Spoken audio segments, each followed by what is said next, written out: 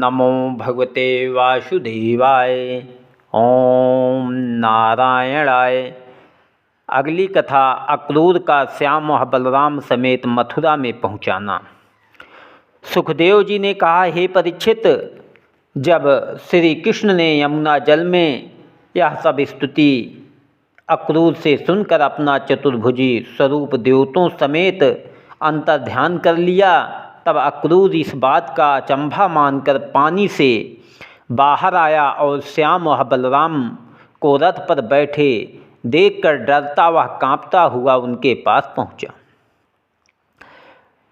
उनकी यह दशा देखकर केशव मूर्ति ने पूछा, हे चाचा, तुम इस समय घबराए क्यों हो और नहाते समय सिर पानी से बारंबार निकालकर हमारी ओर क्या देखते थे और चलने को भूलकर इतनी देर तक तुम क्या करते रहे? तुमने यमुना जल में कुछ आश्चर्य की बातें तो नहीं देखी? यह वचन सुनते ही अक्रूर ने हाथ जोड़कर विनय किया, हे नाथ, निरंजन अंतर्यामी, जो कुछ पानी के भीतर मैंने तुम्हारी महिमा देखी सो वर्णन नहीं हो सकती। भलो दरस दीन्हो जल माही, कृष्ण चरित को अचिरज नाही। मोहि भरोसो भयो तुम्हारो, बेगनाथ मथुरा पगधारो। अब मोसो पूछत कहाँ, तुम त्रिभुवन के नाथ। करता हरता जगत के सकल तुम्हारे हाथ। माखन प्रभु करतार की लीला कहीं न जाए। सब जीवन जीव संसार के जामे रहे लुभाए। यह सुनते ही श्री कृष्ण जी ने हंसकर कहा, अहो आओ रथ पर चढ़ो, रास्ता चलना है। तब अक्रूर ने पहले अपना सिर उनके चरणों पर रख दिया, फिर बैठकर रथ चलाया।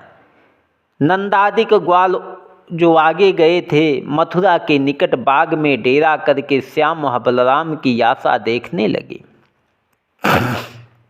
श्री कृष्ण जी वहाँ पहुँचकर रथ से उतरे। अक्रूर ने हाथ जोड़कर उनसे विनय किया, हे दीनानाथ, मैं चाहता हूँ कि आज की रात मेरी कुटी अपने चरणों से पवित्र कीजिए। जिसके घर आपके चरण जाबे उसके पुरखा स्वर्ग को पहुँचते हैं। जिन पाँवों ने गौतम ऋषिश्वर की स्त्री अहिल्या को श्राप से छुड़ाया और बलि को सुतरलोक का राज्य दिया, जिन चरणों के धुवन गंगा जी को भागीरथ बड़े ताप से अपने पुरखों को तारने के वास्ते मृतलोक में लाए और शिव जी ने अपने मस्तक पर रखा, वही चरण धोकर चरणोदक पीने और सिर पर चढ़ाने से अपने परिवार समेत कृतार्थ होना चाहता हूँ। ऐसे चरण सरोज तुम्हारे, तिनको सदा प्रमाण हमारे। ऐसे चरण सरोज तुम्हारे, तिनको सदा प्रणाम हमारे। अब माखन प्रभु के नाम गुण, कहाँ सुने जो ठौर। सुर नर रज उस ठौर की, धरे शीस जो मोर। हे महाराज, मैं तुम्हारा दास इन चरणों को छोड़कर कहीं ना जाऊंगा। यह बात सुनते ही श्याम सुंदर ने अक्रूर का हाथ बड़े प्रेम से पकड़कर उनसे कहा, हे चाचा, आज रात को हम यहाँ रहेंगे। कल राजा कंस को मारकर बलराम समेत फिर तुम्हारा स्थान पर आवें। आज सबको यहाँ छोड़ जाना उचित नहीं है।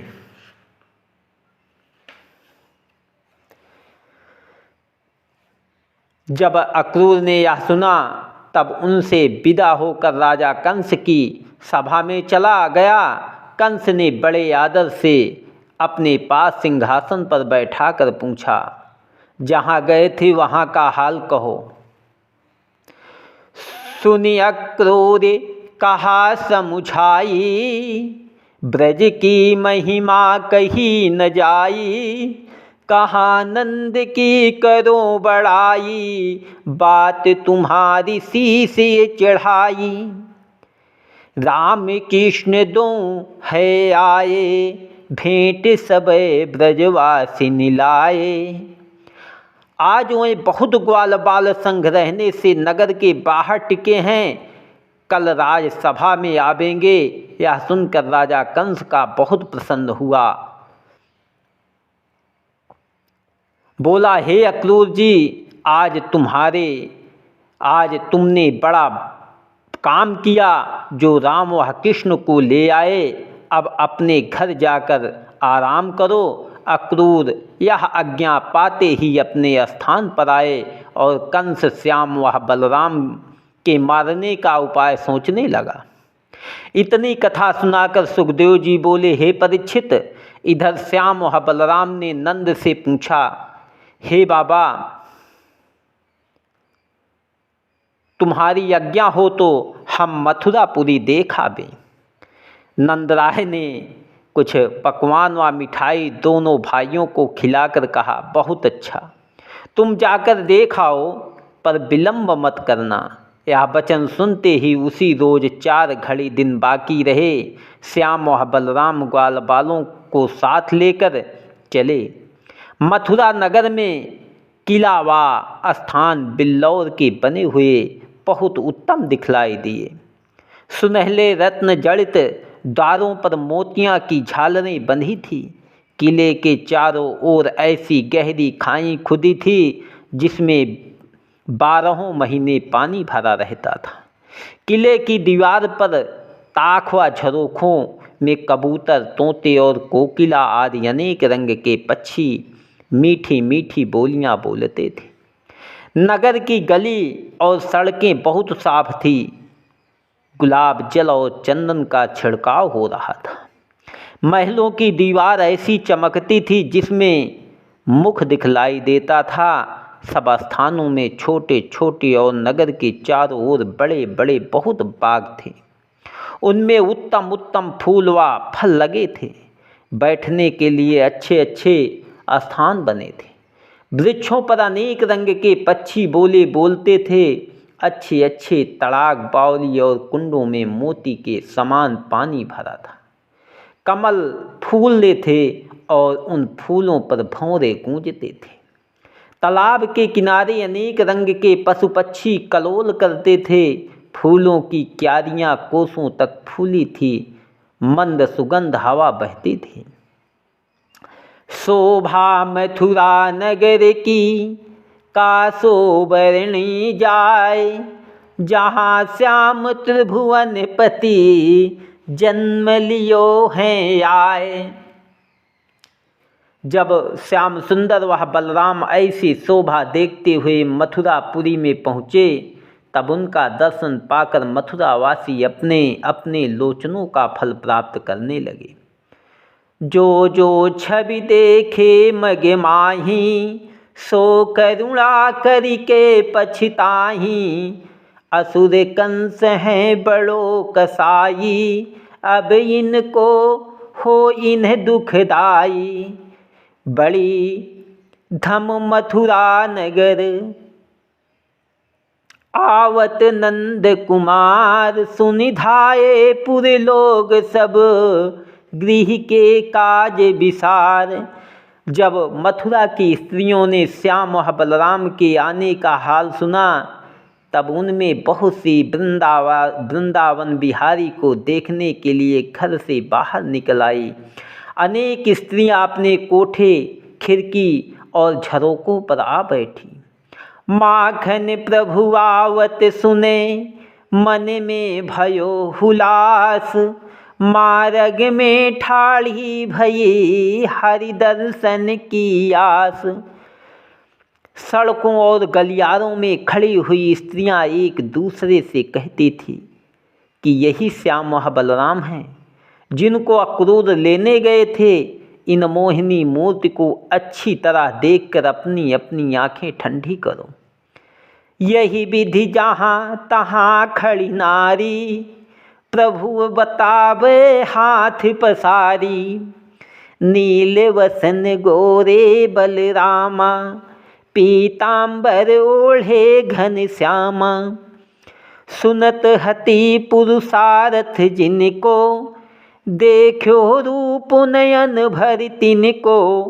यही दोनों बालक कंस के भांजे हैं जिन्होंने केसी आदि दैत्यों को मारा और गोकुल व वृंदावन में अनेक लीलाएं की। पिछले जन्म में हम लोगों ने बड़े शुभ कर्म किए थे, जिनके प्रताप से बैकुंठ नाथ का दर्शन पाया। जो स्त्री उनका समाचार पाती थी वह उल्टा पलटा श्रृंगार करके गोद का बालक रोता छोड़कर ऐसी जल्दी बाहर चली आती थी कि उनको अपने तन व वस्त्र की सुधि नहीं रहती थी। माखन प्रभु को दरस को यह विधि दौड़ी नारी, जो सरिता सागर मिलन चलत बेग सोवारी। जब मथुरावासियों स्त्रियां मोहिनी मूर्ति का रूप रस आँखों की राह पीने लगी, तब केशव मूर्ति ने अपनी मृदु मुस्कान व तिरछी चितवन से उनका मन हर लिया। वही स्त्रियां श्याम सुंदर को देखते ही उन पर मोहित हो गई। कहत सकल बड़ भागी हैं वृंदावन की नारी, जो सुख पावत हैं सदा माखन प्रभु निहारी। सुखदेव जी ने कहा, हे राजन, इसी तरह मथुरावासी सब स्त्री पुरुष मोहन प्यारे के दर्शन से प्रसन्न होकर उनके बाल चरित्र की चर्चा करते थे। ब्राह्मण लोग श्याम व बलराम के माथे पर तिलक लगाकर उन्हें आशीर्वाद देते थे। जिस गली सड़क और चौराहे से श्याम व बलराम जाते थे, वहाँ सब स्त्री व पुरुष उनके दर्शन से अपना जन्म सफल करते थे। मोती और रत्नाजर न्यौछावर करके अक्षत लावा फूल उन पर बरसाते थे। उन नगर की शोभा और बहुत भीड़ देखकर केशव मूर्ति ने अपने साथी ग्वाल बालों से कहा कि राह मत भूलना, यदि कोई भूल जाए तो जहाँ डेरा है वहाँ चला जावे। उस समय मोहन प्यारे ने राह में क्या देखा कि राजा कंस का धोबी, जो कपड़ों को रगड़ता भी था, मदिरा पान किए कई लादी कपड़ा लिए कंस का यश गाता हुआ उसी ओर चला जाता है। उसको देखकर श्याम सुंदर ने बलराम जी से कहा कि कहो तो इनके कपड़े छीनकर हम और तुम दोनों भाई ग्वाल बालों समेत पहन ले, और जो कुछ बचे उसे लुटा दे। बलराम जी ने कहा, जैसी तुम्हारी इच्छा हो। यह वचन सुनते ही श्री कृष्ण जी ने, जो सब धोबिनियों में मालिक था, उससे कहा कि तुम कुछ कपड़े हमें पहनने के लिए दे दो। राजा कंस से भेंट करके तुम्हें फेर देंगे, और जो कुछ राजा के यहाँ से मुझे मिलेगा उसमें से तुमको भी देंगे। हंसो बचन सुनि श्याम के, कहो गर्भ करी बैन। बलि के बकरा है रहो, आयो हैं पटलैन। राखी घड़ी ये बनाई हो, आपो निपुई द्वार से। तब लीजो पट आए जो, भावे सो दीजियो। ऐसा कहकर वह धोबी केशव मूर्ति से बोला कि तुम लोग गंवार मनुष्य बन के रहने वाले सदा इसी तरह के कपड़े पहनना करते थे जो मांगने आए हो। तुम नहीं जानते कि ये सब कपड़े राजा कंस के हैं। ऐसी बात फिर कहोगे तो राजा तुम्हें दंड देगा। बन बन फिरत चरावत गैया, अहिर जाति कामरी ओढ़ैया। नट को भेष बना कर आए, नृपयंबर पहिरन मत भाए। जुरी कई चले नृपति के पासा, पहिरावन लेने की आशा। नेक आस जीवन की जो हूँ, खोवन चाहत अभी तुम सोऊं। यह सुनकर मोहन प्यारे ने कहा कि हम सीधी तरह वस्त्र मांगते हैं, तुम उलटी पलटी बातें क्यों कहते हो। मगनी कपड़ा देने में तुम्हारी कुछ हानि नहीं है, सदा तुम्हारा यह संसार में बना रहेगा। यह सुनते ही वह धोबी क्रोध से बोला, हे बालक, तूने अभी तक राजा कंस को नहीं देखा और उनके प्रताप का हाल भी नहीं सुना। गंवार लोग राजसी व्यवहार नहीं जानते।